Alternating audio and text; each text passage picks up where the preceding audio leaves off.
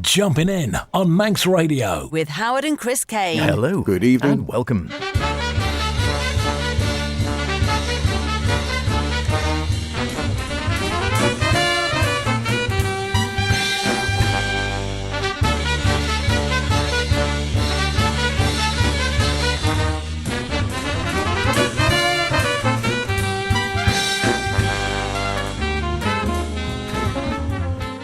And indeed, here we are again, hour forward or not, as the case may be. It is still 9 o'clock, it is still Saturday night, which means it is still jumping in the best in modern and contemporary jazz with myself, H. And me, Chris. Yes, welcome along to this week's show as April fools us into a false sense of security in a week when it's been a real challenge to find the right section of your wardrobe. Shorts on one hand, well, two legs actually, and a snowball in the other.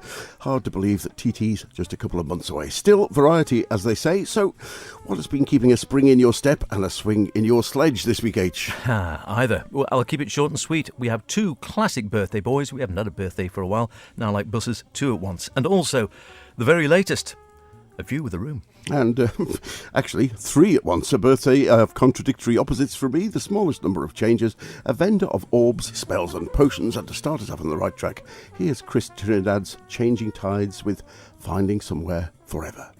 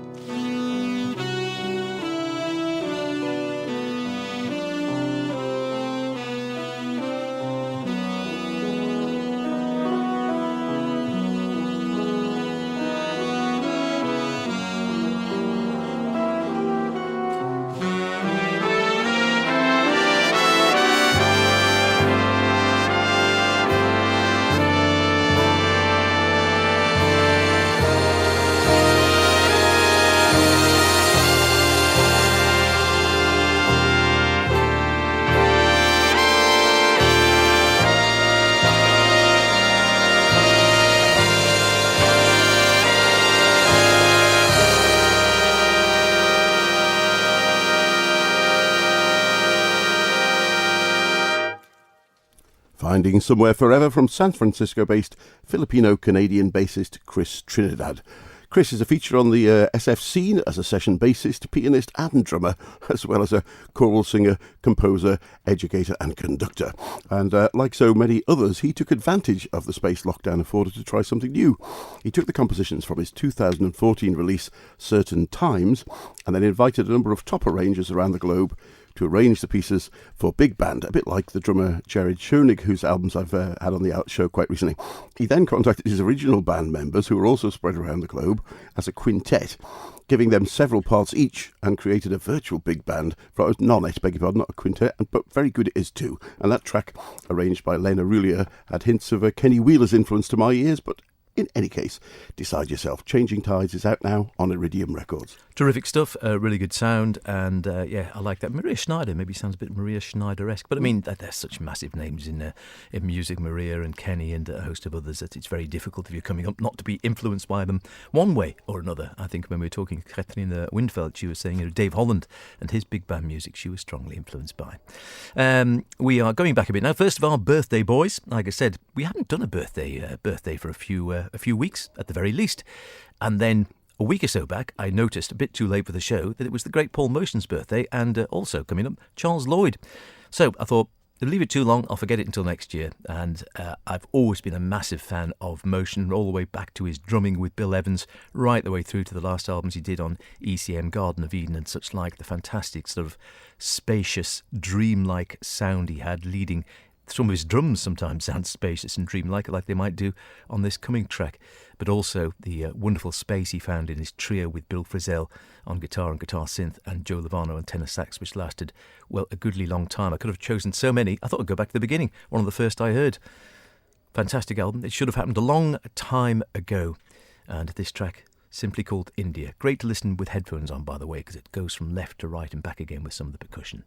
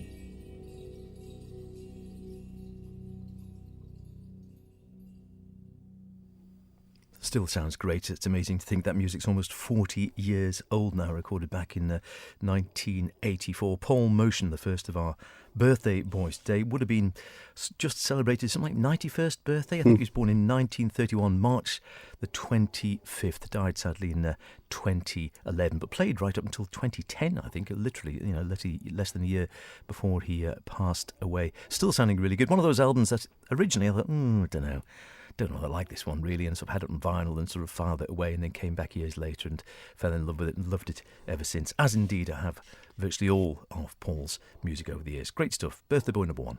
And as we said, like buses, from me now, birthday boy number two, who sadly passed away in February 2017 of natural causes, aged just 73, whilst still on the road, having just finished a 2-night stint at New York's Iridium Club. Known as the godfather of fusion, he had a brilliant career covering many aspects of music, but is probably remembered for his band 11th House. Here he is with the Brecker Brothers, feeling funky, guesting on horns with Yin Yang.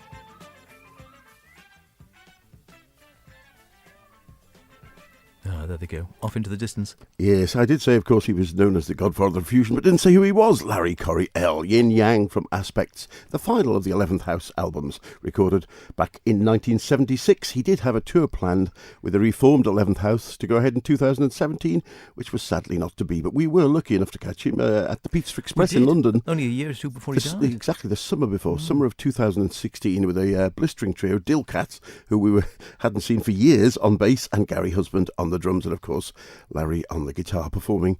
He has multiple electric and acoustic and Indian settings. He's also, perhaps unknown to most people, written 2 operas, which he saw performed and was partway through a third. If you're not familiar with his playing, you'll certainly find a style.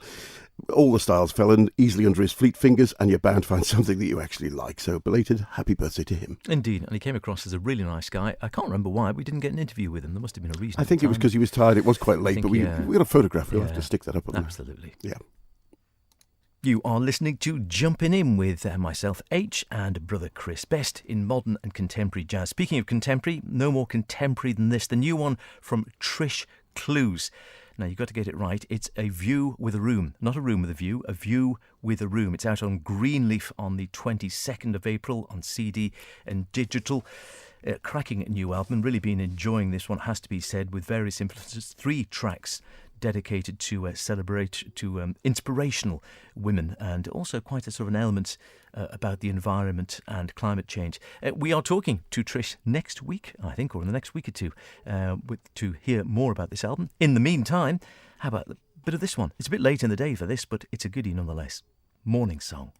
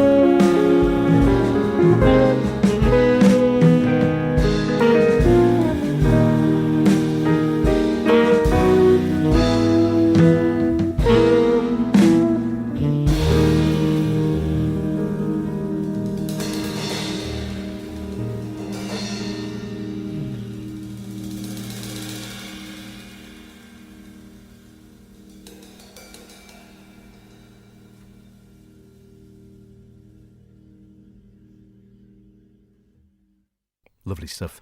Trish Clues on tenor sax, Ross Stanley on piano, and also Hammond organ. Great, the best, or the main Hammond organ player, I think, at this side of the pond. Chris Montague guitar, James Madron at the drums. My Iris band's been together for a number of years now. The fourth release by the band, amazingly, been together for quite some time, led by Trish Clues. And as I say, we'll be hearing much more about that album and playing a bit more music from it. I think it's next week or the week after. We've been talking to her, or a couple of weeks. Yeah, a couple of weeks' time. Yeah, a couple of weeks' time. But we have speaking to her this very afternoon. And we're very fortunate to have caught up with her live on a number of occasions. Great band if you get the chance to see them. Now, next from me, another enduring character on the jazz scene who has undoubtedly made an indelible mark with his recordings. First releasing his solo album as Dollar Brand back in 1968, it was probably his septet release some 13 years later that took him into the global must-hear category in the top 1,000 jazz albums you should own, with Water from an Ancient Well back in 1986.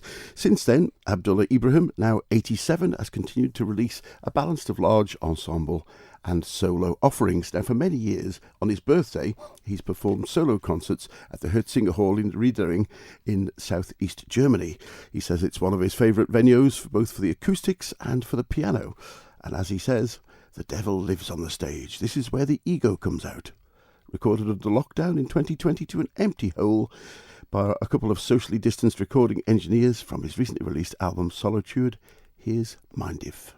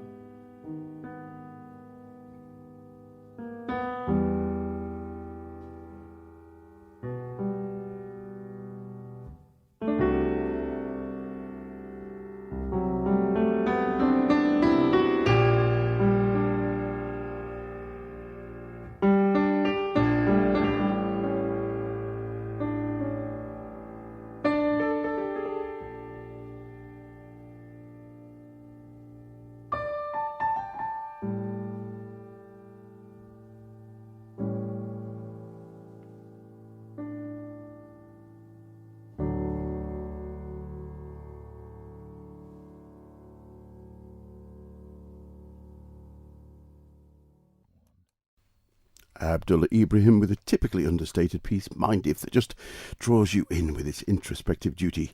In his own words, he said, 6 years old, I played my first note on the piano with the index finger. Now, 80 years later and 10 fingers later, a journey took me from Cape Town to all corners and mentors of the world. The index figure unveiled plays itself, the one note of universal unity. The album is called Solitude, and it's beautiful. It is lovely. That I haven't actually heard all that album, but that track is really lovely, sort of reflective, I suppose you call it, wouldn't you? You could sit down and with a glass of something nice in a dark room and listen to that. Really great stuff. Okay, birthday boy number 2, number 3. I've lost track. 3. Another birthday boy. Number 3, the great Charles Lloyd. Again, still going strong in his 80s. Some people think playing better than ever, would you believe? Long may it continue. We've been lucky to see him a couple of times. Interviewed him many years ago at a Brecon Jazz Festival. A great character he was as well. He's playing at this year's Love Supreme Festival, I see, again. And played at London Jazz Festival last year, though sadly we didn't have a chance to catch him. So many albums to choose from. Where do you start? I almost just went dip, dip, dip and took one out. I always liked his stuff with Billy Higgins, though, so why not? Hyperion with Higgins.